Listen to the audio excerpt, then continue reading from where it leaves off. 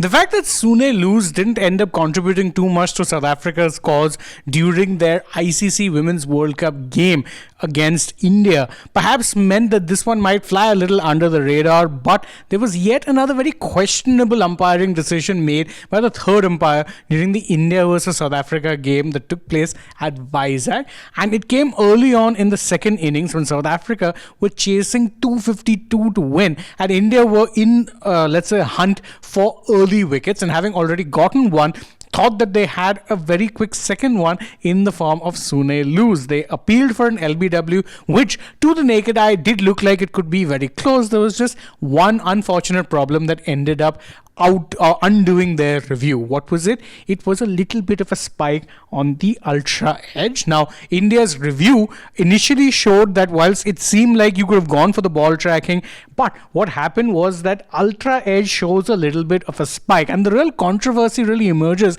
if you look at both of these frames side by side. If you see the one I'm pointing to right now, it does look like, yes, there is a little bit of a chance. If you see the frame on the left with the bat, it looks like that, yes, she could potentially be touching it. But if you look at the frame on the right, it does appear as if there is a clear gap between the bat and the ball. And to make things worse, the spike on ultra edge is very, very minimal. And in fact, that is what made a lot of commentators think that perhaps it may not have been given out at all, given the amount of a deflection is so minimal that these are the kind of disturbances you see even sometimes with a gust of air or potentially the ball hitting the ground. It needn't even have been something as major as bat hitting balls. So it should or could have been given out. Instead, it was given not out, much to the bemusement of the Indian players. And you even saw Harmanpreet Kaur jokingly walk up to LUUS and ask her, did you really touch that? And obviously got a bit of a cheeky laugh out of her South African counterpart.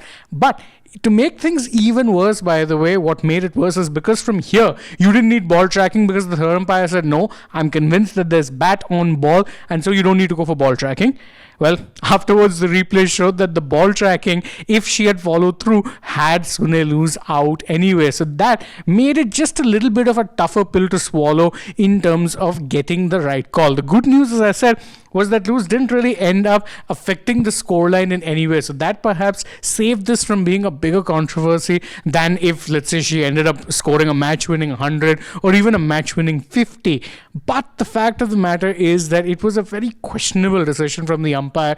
And a lot of us believe that, bringing in technology and bringing in more and more video replays into the sport would help make better decisions. But whilst it is the technology that is showing us these things, the calls are still taken by humans, leaving room for questionable calls to creep in, just like this one did. Personally, if you ask me, when I was looking at it, I was like, okay, the deflection is so minimal, it's probably just ball hitting the ground or potentially just from a gust of wind that sometimes comes, and we've seen similar disturbances. The fact that it was given not out basis that, I found it very surprising. But what do you guys think? Let us know that in the comments below, and don't forget to like this video, share it with your friends, subscribe to the channel, tap the bell icon, follow us also on social media. We're on Instagram, X and Facebook, and stay tuned for more such live updates from the world of sport.